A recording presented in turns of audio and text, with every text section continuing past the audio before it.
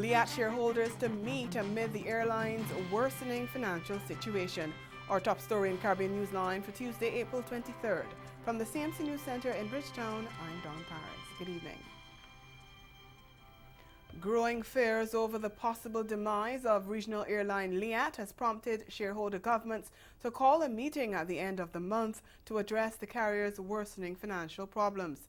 The April 30th meeting in Barbados will be the latest attempt to keep the Antigua-based airline afloat. Antigua and Barbuda Government Chief of Staff Lionel Hurst told Observer Radio on Tuesday that it's hoped that when the meeting is over, Liat still remains the regional carrier. The meeting comes on the heels of a warning earlier this month by St. Vincent and the Grenadines Prime Minister Ralph Gonsalves that the airline may be forced to stop flying after Caribbean governments appeared reluctant to provide the necessary cash to keep it flying. Dr. Gonsalves told the Grenada Broadcasting Network that so far only Grenada had responded positively to a call for a $5.4 million injection. Hurst says the region can only pray that Dr. Gonsalves' prediction does not come true and that Liat will be saved. And he sought to give the assurance that the Gaston Brown administration has met its commitment to contribute to the much-needed emergency funding. Antigua and Barbuda did abide by its promise to provide Liat with more than $1 million. We did.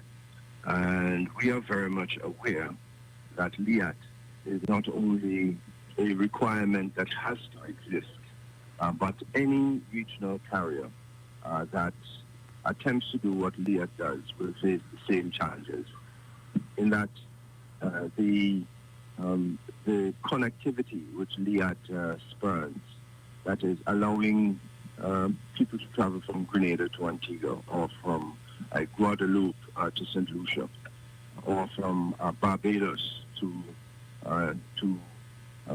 St. Kitts.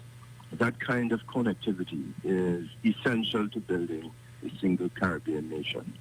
Barbados' Prime Minister Mia Mottley, whose government is the largest Liat shareholder, has confirmed she started discussions with the European Investment Bank to support the region's transportation sector.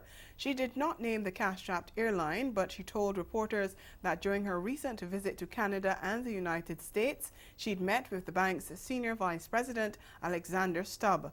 Prime Minister Mottley said the European Bank has expressed a willingness to assist with regional projects. The International Monetary Fund, IMF, is projecting that Jamaica's public debt will fall below 100% of gross domestic product this year for the first time in almost 2 decades. It's expected to reach 98.7%. The IMF gave that assessment after its executive board ended the 5th review of the Standby Arrangement SBA for Jamaica on Monday. It said unemployment is near an all-time low, business confidence is high, and the economy is estimated to have expanded by 1.8% in 2018 due to a boost in mining, construction, and agriculture. Jamaica entered into a 36-month SBA with the IMF in 2016 with total access to $1.66 billion, the equivalent of 312% of the island's quota in the IMF. Over in Guyana, the People's Progressive Party's nominated commissioners want the Guyana Elections Commission, GECOM, to cease all statutory meetings until the Caribbean Court of Justice rules on cases related to the no-confidence motion against the government. We hear why in this report from Newsroom Guyana's Bibi Katoon. A statutory meeting of the Guyana Elections Commission was postponed on Tuesday after opposition-nominated Commissioner Bibi Shadiq insisted that all meetings shall be cancelled until the Caribbean Court of Justice rules on matters related to the no-confidence motion. Her request met with disagreement from the government-nominated commissioners and the chairman. As a result, Shadiq and other PPP-nominated commissioners, says Gunraj and Robson Ben, again walked out of the meeting. According to GECOM Commissioner Vincent Alexander, Chairman Justice Retired James Patterson ended the meeting. The CCJ has set May 10th for arguments challenging the no-confidence ruling on March 22nd by the appeal court. Since the passage of the no-confidence motion against the government on December 21, 2018, the PPP-nominated commissioners have not sat through any GECOM meetings in protest of the Commission's decision to move ahead with this house-to-house registration exercise. A private citizen, B.B. Zenatun of 317 East Street, North Commingsburg, Georgetown, has since filed a legal challenge to block the registration exercise. Alexander told the media that while the matter was not discussed, he is confident that GCOM will win the case. It is very, very strange that people who have in the past made and passed laws about registration, who have voted for allocations of money in parliamentary registration are now saying it's unconstitutional. Seems very opportunistic that is being done. But for me, it is nothing more than another political maneuver to stymie the work of GCOM. Zenatun, who is represented by attorney Anand Landalal, is asking the court to declare that the house-to-house registration exercise is unconstitutional, ultra-vires illegal, null, void, and of no effect. The application was filed 2 weeks after a letter was sent to the Chief Elections Officer by Landalal on behalf of GCOM Commissioner Ripson Ben, demanding that the elections body stop the house-to-house registration exercise. GCOM is currently training staff and is expected to begin the house-to-house registration on June. Bermuda's Premier David Byrd has sacked one of his ministers. Minister for the Cabinet Office Walton Brown has been replaced by Junior Finance Minister Wayne Furbert. In making the announcement on Monday night, Premier Byrd did not give a reason for his decision, but he thanked the outgoing minister, whom he said brought a reasoned and thoughtful approach to the discharge of his ministerial responsibilities. The Premier said his replacement, Furbert, who took up the new job from Tuesday, has worked extremely hard in his previous capacity, and he looked forward to him joining the cabinet. Furbert, who once led the former United Bermuda Party, crossed the floor to the ruling Progressive Labour Party in 2010. Law enforcement authorities in Trinidad and Tobago have strengthened their relationship with the international police Interpol in a bid to identify criminal gang members from Venezuela fleeing the South American country and entering the Twin Island Republic. Acting National Security Minister, retired Major General Edmund Dillon, told Parliament on Tuesday that the cooperation with Interpol is part of a coordinated effort to ensure that criminals and other undesirables do not enter Trinidad and Tobago as people flee the economic and political situation in that country. His comments came as he responded to a question from the opposition about what the law enforcement agencies were doing with regards to criminals, especially those arriving from the Delta and Makuro region. Speaker, the Trinidad and Tobago Police Service have in fact put a number of measures in place to deal with the illegal entrance of Venezuelans and others coming into Trinidad and Tobago. They have established and strengthened the liaison with Interpol to identify criminals who are on the Interpol database coming into Trinidad and Tobago. They have also strengthened the liaison between the local intelligence unit, the Strategic Services Agency, the Organized Crime and Intelligence Unit, and of course other local intelligence agencies to monitor the movements of Venezuelans illegally and legally into Trinidad and Tobago. They're also monitoring the connections between Venezuelans criminals who have been identified in Trinidad and Tobago and the local gangs in Trinidad. So the number of monitoring and intelligence gatherings taking place right now from the Trinidad and Tobago Police Service. Earlier this month, Police Commissioner Gary Griffith said several Venezuelan nationals were being recruited by local gangs for involvement in criminal activities, and he said it would seriously hurt the Trinidad and Tobago Police Service in its efforts to maintain law and order and security. And there has been a significant decrease in the number of police fatal shootings in Jamaica since the start of the year. The latest statistics show there were 27 such shootings by the police up to April 20th, and that's 14 fewer than the 41 fatal shootings recorded for the corresponding period last year. But Commissioner of the Independent Commission of Investigations, Terrence Williams, says the number is still too high. The decline is a good one, and we are appreciative of it, but we must also still recognize that Jamaica's fatal shooting numbers, even with this decline, is one of the highest in the world. Police in Dominica say they are continuing their investigations into an incident at sea after one person was discovered following a joint search and rescue operation with the Maritime Rescue Coordinating Center in Martinique. One other person has been reported missing. The search and rescue operation was in response to a report about a vessel that was said to be in distress near the northeast of the island on Saturday night. Police said that Davy Rodney, who is believed to have been on board the vessel, was found on Sunday on the shore at Marigot Bay and taken to a health facility where he was medically examined and released. Juvenile Anthony Robin has been reported by a family member as missing. The police said they were told that he went fishing on a vessel on Saturday and has not been seen since. Residents of the northeast coast village of Woodford Hill say the boat was also carrying an unknown number of Haitians. Coming up in Caribbean Newsline, concern about measles immunization in both Jamaica and Bermuda. The details after the break.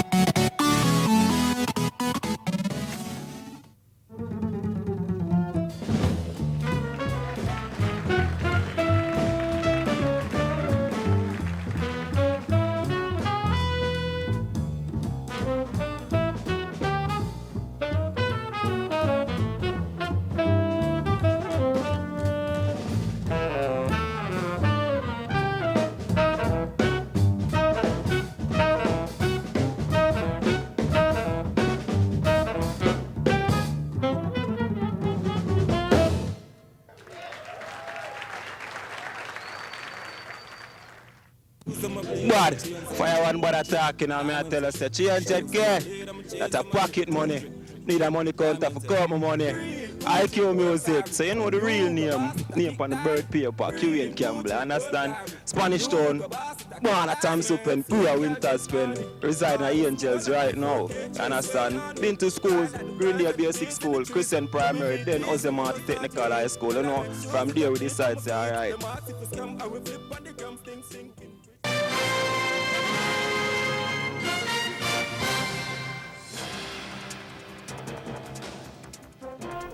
Bermuda's Minister for Health, Kim Wilson, has warned that the island's nearly 30-year record of being measles-free could be under threat after a drop in vaccination rates and a surge in cases abroad. She says the number of young children receiving the measles, mumps and rubella vaccine is below the global target, which left the island vulnerable to outbreaks of disease.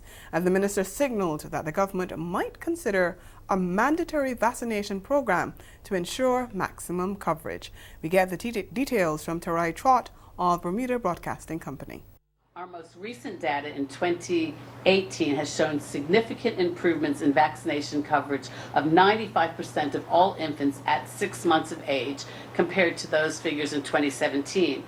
However, there is real concern about immunization coverage for the first dose of the measles, mumps, and rubella given at 15 months of age, which was only at 87%. And this is significantly below the global target of 95% coverage.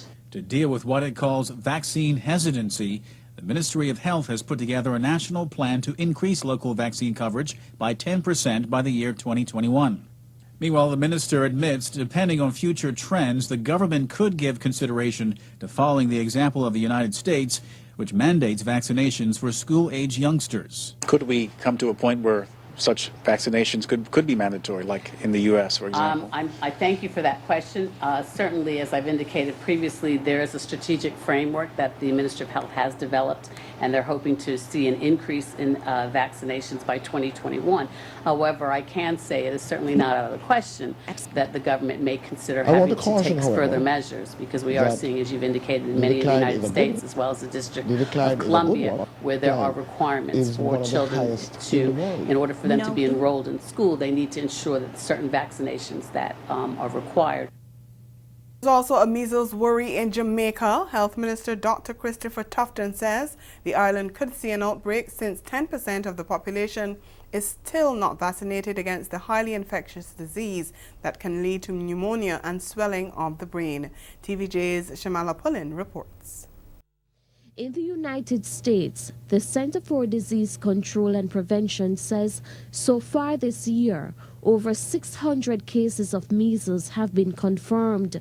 With the numbers increasing, the health minister wants the 10% of Jamaicans who are yet to get an injection to protect themselves against measles to urgently do so. Some people just refuse to take vaccines. And they refuse to give their children vaccines, and so they get fall through the cracks. That's normally how the situation is. We have to probably do more in terms of getting more persons to get vaccinated. There was a time when we were higher than the 90%, maybe 95 or so. So it is an indication that there is some slippage, and there's some perhaps more to be done to help Jamaicans to understand the value, importance of getting vaccinated. Dr. Christopher Tufton says the health minister has no reported cases of measles in Jamaica. Still, officials are not taking any chances. All ports of entries are on high alert, carrying out surveillance activities. We have an infrastructure that monitors our ports of entry, airports, other ports of entry. And part of that monitoring is to look out for any signs of illness, particularly when persons are coming from countries, jurisdictions where there's an outbreak in this instance. So the health officials at the airports, at our ports, are very aware, very prepared to, and have the authority under law to inspect, to quarantine, and to validate one way or the other. Ahead in sport, Jamaica Cricket Association president dismisses claims of political favor in the recent Cricket West Indies presidential elections. Coming up, soaring out of Tobago with eye-catching designs. Barbados crop over on the horizon, and no crew will be left behind. The Renegades celebrate, while Rose Hall is always occupied. It's all next on Caribbean Passport on this station.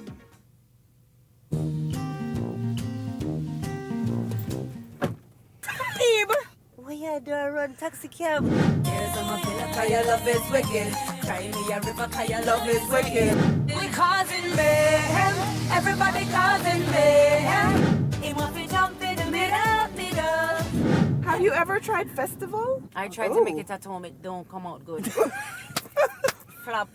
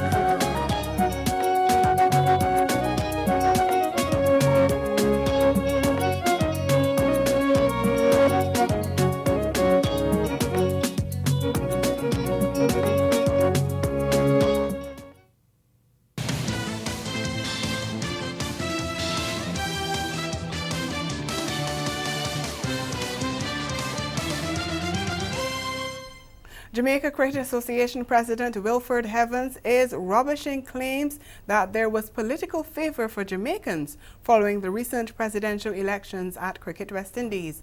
Jamaica threw its support behind Ricky Scarrett, who appointed 3 Jamaicans in key positions after winning the election. Meanwhile, Skerritt is defending his decision to fire the former interim head coach, Richard Pybus. We get the details from TVJ's Daniel Blake. Robert Haynes as interim chairman of selectors, Jamaica Cricket Association President Wilford Bill Heaven as chairman of the Finance Committee, and Senator Don Webby as chairman of the Corporate Governance Task Force have all been given roles with Cricket West Indies in the past 2 weeks. But despite those appointments which followed Jamaica's backing of Ricky Skerritt in the CWI presidential elections, the JCA president has pointed out there are no favors being handed out. There are 6 territories that are owners of CWI, for those of us who are not aware. So we are not going into it as Jamaica expecting any favors.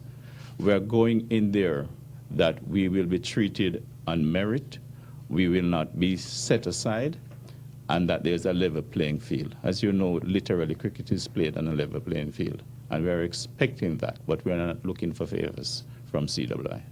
With that said, Heaven says he will remain optimistic about the board's finances despite the speculations around some spending by the previous administration. I am not going to speculate about challenges. I'm not anticipating any such thing. My approach has always been, as an accountant and a financier, is to look at the numbers, look at the books, look at the records, see what exists, and how we can make that better. In the meantime, with Cricket West Indies having to settle with coaches for early dismissals in the past, President Ricky Skerritt says he stands by the decision to part ways with the previous coaching staff, including head coach Richard Pybus. We have made cricket decisions in the interest of the best possible performance over the next few months and beyond. And obviously, we'll never know because we won't be able to compare one versus the next. It's a whole different ball game when you're playing in English conditions. And that is why it was important to get the best support team together, the best cricketers together, and do the kind of preparation that they're doing right now to make them perform the best that they can perform when they go abroad.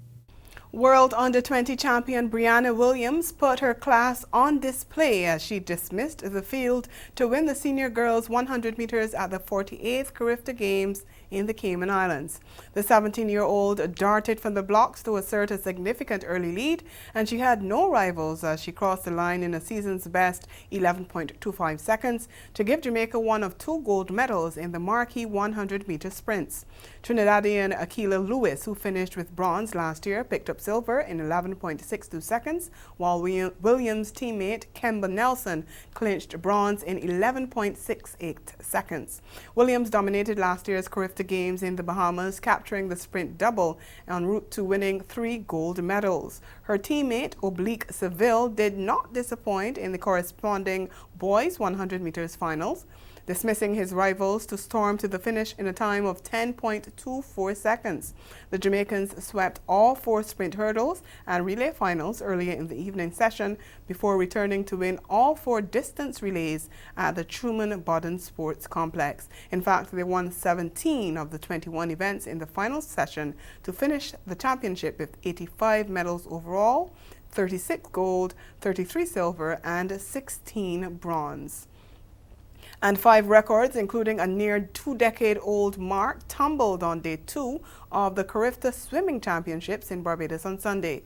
Bermudian Elan Daly accounted for the new mark in the 13 to 14 girls 200 meters freestyle, clocking 2 minutes 6.13 seconds, while Jamaican Zanita Alvaranga set a new record of 27.84 seconds in the 13 to 14 girls 50 meters butterfly. Danielle Titus of Barbados entered the record books when she clocked 1 minute 4.6 seconds in the 15 to 17 girls 100 meters backstroke. The other 2 records came in the medley relays when the Jamaican 11 to 12 girls 4x100 meters team won in a time of 4 minutes 49.77 seconds to smash a 17-year-old mark. And the Bahamas won the 15 to 17 boys 4x100 meters final in 3 minutes 54.32 seconds. The Bahamas dominated, claiming 9 gold medals on the day to take their overall tally to 18, while Jamaica captured 6 to move to 11 overall. All told, the Bahamas led the medal count with 39, with Jamaica second on 34. Trinidad and Tobago, meanwhile, picked up 6 gold for an overall count of 17, while Cayman Islands have 6 gold and 22 medals overall. Host Barbados have clinched 2 golds among their 15 medals. And finally, in horse racing, Jamaican jockey Rajiv Marag won a stretch duel aboard 13-1 bet Funny Guy to capture the $200,000 Times Square division of the New York Stallion Stakes Series last Saturday at the Aqueduct Racetrack. Aboard the 3-year-old Bay Colt in the final stakes race of the spring meet, Marag stalked the leaders before challenging at the top of the stretch and dismissing favorite Blinged Willie McTell inside the final furlong to get to the wire 3/4 lengths clear in a time of 1 minute 18.29 seconds. Aqueduct's track announcer Frank Miramadi has the call. Blind Willie McTell is running along in second. Captain Frost is third on the outside. Then it's Seed Money, followed by Funny Guy. And outside of them, Thorny Tail goes up 3 wide within 3.5 lengths of the lead. Break of another 4 lengths more. And then it's Bankit and Kosciuszko down on the inside as they make their way toward the top of the stretch. BB Banker at the back of the pack. So up front, Hushin's the one to catch. Blind Willie McTell's alongside, 45.34 the half. These two turn for home together. Funny Guy, third on the outside and closing in as they come into the final furlong. Blind Willie McTell and Funny Guy. These are the two, and Hushin is back running in third on the inside. Blind Willie McTell and Funny Guy locked in battle. Funny Guy on the outside. Blind Willie McTell battles on inside. These two coming down to the line head. Funny Guy's got it. Funny Guy's gonna do it a half a length. Blind Willie McTell was second. Thorny Tail was third, and Hushin was fourth. And that's the sport. We'll be right back.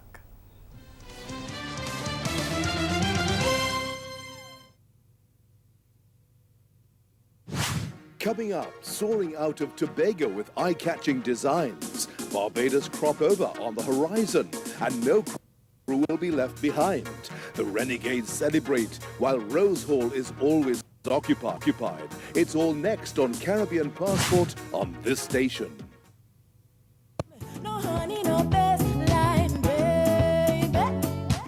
Hope we'll see tomorrow. We needed some distance, honey. I hope you didn't straight line. Make you move. No more time to waste, boy. I better tomorrow. I better tomorrow. I better tomorrow. Better tomorrow.